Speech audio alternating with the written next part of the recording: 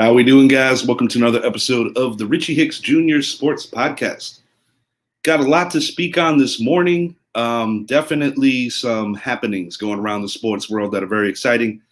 NBA play-in definitely provided a lot of drama. I think it's good for the league, although I'm not the biggest fan of the play-in. I think it's fair to just kind of have your 8 seed and essentially, 1 through 8. But, revenue. More teams bring more revenue, and I more than understand that. Going to speak on that. Saquon Barkley not signing his franchise tender, and Dexter Lawrence will also not be reporting to Giants minicamp in the near future. Going to elaborate on that. New York Yankees winning another series. They were 4-2 on the road for the last 2 series. Very impressive stuff there. Probably more impressive, the Tampa Bay Rays have not lost a game yet. They are closing in on an MLB record. They can tie it tonight. They can break it the day after tonight. Very exciting stuff for a team that deserves a lot more from their fans. This team has flirted with the possibility of being relocated. They got a hell of a team. I want to expand on that. New York Mets picking up a big win against the San Diego Padres. Squaring up that 4-game series, going to speak on that as well. And we have someone returning to the Bronx that has, I guess you can say, a mixed review if I'm putting it politely. I'm going to start with Saquon, and just bear with me. Just want to share this amongst a couple of my handles.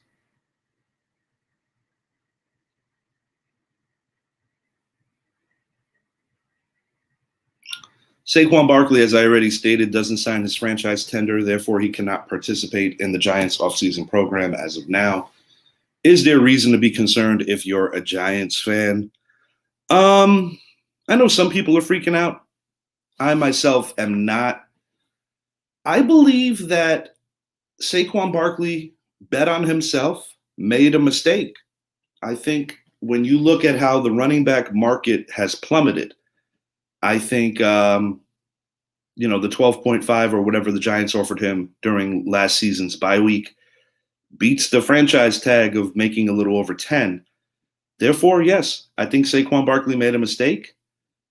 And I think he's seeing the ugly side of it. Ultimately, while he's not happy to be playing on a franchise tag, I know the man loves to play football. So I do expect him to be in uniform, ready to play when the season comes about.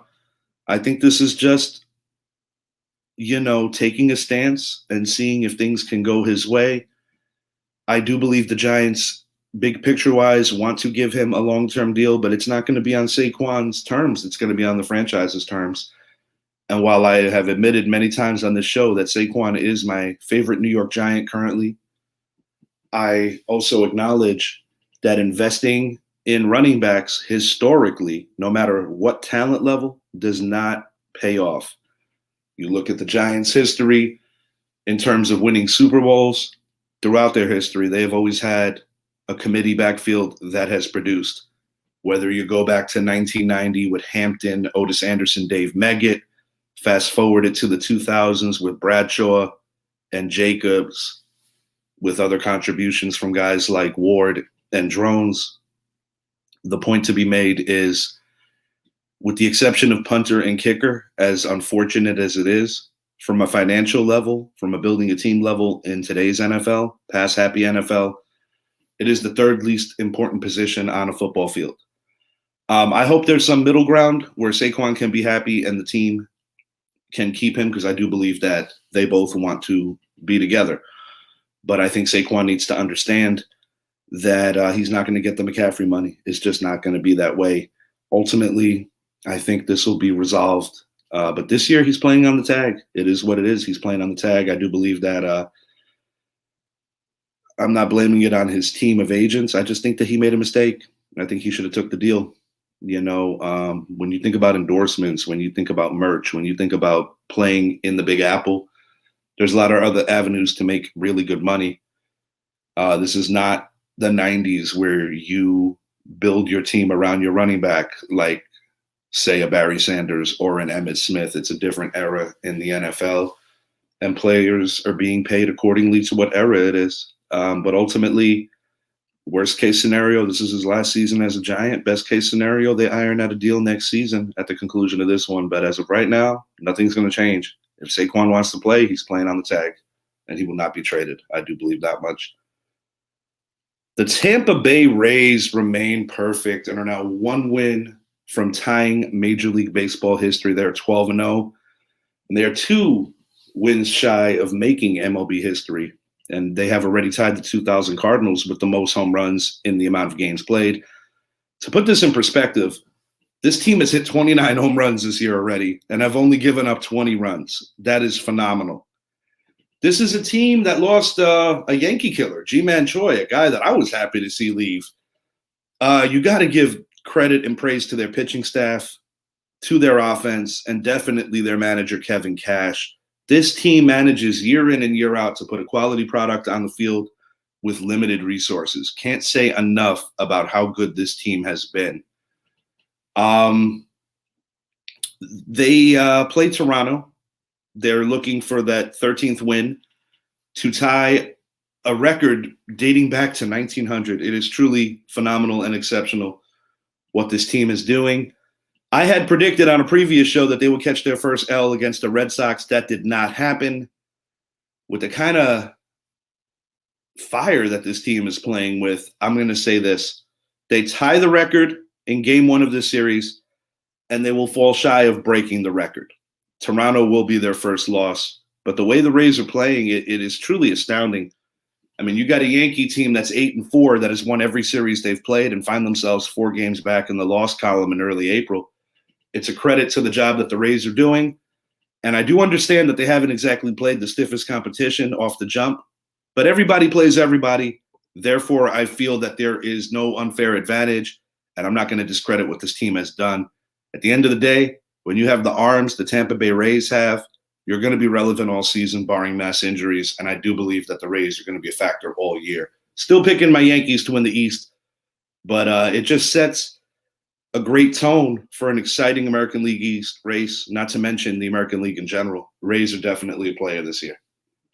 My New York Yankees win another series, and it's funny. A couple days ago, I was very disgruntled when I saw the way that the Yankees were not able to drive Gleyber Torres 90 feet. They had 3 outs to play with. They couldn't get it done. And it's a game that I feel game 1 of the series, the Yankees should have won. Yankees bats exploded in game 2, 11-2 victory. Garrett Cole had a hiccup in the beginning of the game, very controversial umpiring in this series as well.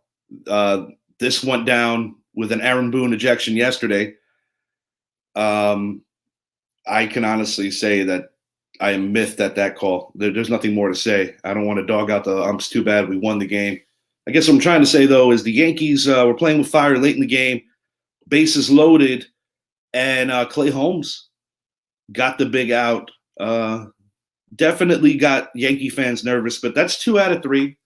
Previously, 2 out of 3 against the Baltimore Orioles, and they have won 2 out of 3 of every series they've played, going back to their original homestand against the Giants and Phillies. So the Yankees currently stand at 8-4 and are coming home tonight to start a 10-game homestand against the starting with the Minnesota Twins. But I got to give credit to Oswaldo Cabrera yesterday. Just a true big league at bat, taking the lead late, top of the 9th, and essentially stealing a game from the Guardians. Guardians are a really good team. And I expect that whenever the Yankees and Guardians lock horns, it's going to resemble the very exciting playoff series of last year that the Yankees eked out. Side story tonight with the Minnesota Twins coming into the Bronx is the return of the Gallo-Bino. I remember when we signed Joey Gallo a couple of seasons ago, I myself must admit I was very excited. One of the more decorated players in Texas Rangers history. It just did not work out in the Bronx. You know, some players just don't play well in New York, and you could not state that any stronger than what happened with Joey Gallo. I don't think it was a matter of effort. I just think that he was in his head and just couldn't get out of it. And I'm curious to see how he is received.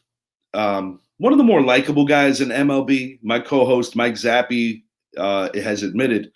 Joey Gallo is one of his favorite players, being a diehard Texas Rangers fan, but he failed and failed miserably. He came over basically in the same week as Anthony Rizzo. Anthony Rizzo has been an awesome success for the Yankees, definitely filling a void that we had for years at first base from the defensive side. And, Rizzo also brings a nice offensive acumen where he hits home runs, draws a ton of walks, and year in and year out is among MLB's leaders in hit by pitches. Rizzo's just a great leader and also happens to be great friends with our captain, Aaron Judge. As Gallo goes, I expect a decent chorus of boos, and I have a vibe that he's going to have a good series. I think Gallo, if you look at the short sample size, when he left the Yankees, went over to the Dodgers, he played rather well. So he's been the streaky type of player. But in Minnesota, smaller market, things are kind of a little more relaxed, not media following you on every step. I do think Gallo is off to a decent enough start. I think that he will play well, but I do have the Yankees winning tonight. New York Mets yesterday, big victory over the San Diego Padres, my personal pick to represent the National League in the World Series. And the Mets and Yankees are in a similar situation where they are trying to weather the storm and get their pitching staffs at full strength. In the Yankees' case, Luis Severino and Carlos Rodon. Rodon recently had a setback. Mets are waiting on Justin Verlander to return. These are vital guys to both teams in the Big Apple.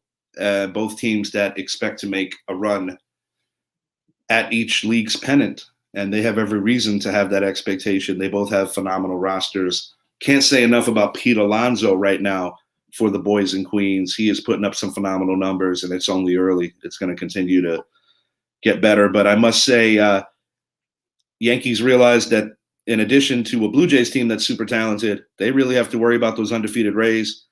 And in the Mets case, the Atlanta Braves, 2 years removed from winning the World Series. Last year, sneaking up on the Mets, winning the East. The Braves are a damn good team, and the Mets are going to have to deal with them all year, so the Mets got to get healthy. I also think the Mets might need to make a few upgrades, mainly DH and third base. High drama in the NBA play-in. Want to speak on this before I get out of here. Bulls are racing a 19-point deficit to come from behind and defeat the Toronto Raptors. You're watching it from a distance or hearing about it, you're like, was this Hardwood Classics? Talking about the legendary Chicago Bulls teams of the 90s. This is not them, but they did pull off a great upset. Oklahoma City Thunder defeating the Pelicans, ending their season. The Thunder are playing the Timberwolves, and that will decide who will play the one-seeded Nuggets out west.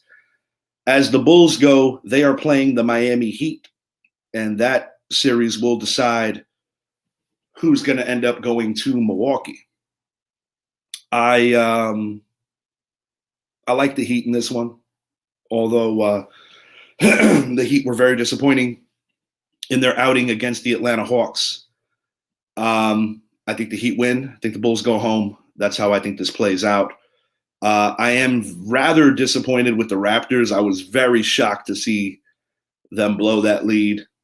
I was also disappointed with the Heat losing to the Atlanta Hawks, the way that all played out. But this is basically for the rights to play the Milwaukee Bucks, which is not much of a reward at all. I believe the Milwaukee Bucks are winning the NBA Finals this year. I have stated on previous shows that is probably where my Knicks will be eliminated round 2. In the event the Knicks can beat the Bucks, which is a big if, I like our chances against which would probably be the Celtics. Can't count out Philly, but the Knicks have had the Celtics number this year, and I definitely believe that is a series that the Knicks could win should it happen. I think the Knicks are still 1 year away. We'll see how it plays out. No guarantees. Just bear with me momentarily. I'm going to give you my winners today around Major League Baseball. I like the Orioles over the Athletics. I got the Tampa Bay Rays improving to 13-0, defeating the Boston Red Sox. I've got the Phillies beating the Reds on the road. I've got the Yankees in a lopsided affair beating the Minnesota Twins. I've got the Blue Jays over the Tigers. I've got the Cardinals over the Pirates. I've got the Padres beating the Milwaukee Brewers. Small list of games today. Thursday is a travel day for much of the league. On the horizon soon, we're going to be having an NFL draft show The NFL draft is on the horizon. Definitely looking forward to seeing what each and every team is going to be doing, jockeying for position. It's always an exciting day where you have trades of not just draft picks, but sometimes players on the rosters. Definitely excited to see what my New York Giants intend on doing. We need some interior help on the offensive line, guard specifically. We need a wide receiver one, and we definitely need a good corner to pair with Adoree Jackson. I do like the offseason that Joe Schoen put together this year, despite the fact that our franchise running back is not happy right now. But in the end, I think the Giants are building things the right way. And you got some big names, guys like DeAndre Hopkins that could be a draft day trade. We are still waiting to see what comes of Aaron Rodgers to the Jets. The Green Bay Packers are definitely jockeying for position to get that the most that they can get. And I don't blame them. Aaron Rodgers is a 4-time league MVP. Shohei is the MVP. Of course he is, Zappy. Similar to Brett with the whole living together, rooming together thing, the improvement of Derek Carr, this is going to be an ongoing jab that Zappy throws at me. One that I kind of welcome because it's funny. Shohei Ohtani, phenomenal talent, especially on the pitching side, and I did draft him in my fantasy league. Goodwood, my fantasy team, is currently 9-0-1 and working on another victory in week 2 of our fantasy league. Yeah, exciting stuff, man. Got the NBA playing coming out. Oh, also got to make a mention. Want to shout out the Pittsburgh Penguins. Yesterday, the New York Islanders' victory over the Montreal Canadiens prevents the Pittsburgh Penguins from going to a 17th consecutive season of the NHL postseason. 16 years in a row is something to truly be proud of. And the Penguins have a great organization. They're rivals. I don't like them. I'm a Ranger fan. I don't even like the Islanders. But I must admit that you gotta praise what they did. Boston Bruins, most points ever in an NHL season. They are going to be a tough out for anyone. If my Rangers have intentions of going to the Stanley Cup Finals, we're probably going to have to deal with the Boston Bruins, and that's less than ideal. But you got to give credit where it's due, and the Bruins are phenomenal. Also want to give credit to the Penguins, not for this year, so to speak, but what they have been able to do over the course of the last decade and a half. Impressive stuff. We'll be back soon. Until then, I am your host, Richie, and I appreciate you taking a little time out of your Thursday hanging with me. We will be dropping some details about our next show. Until then, have a great day, everyone.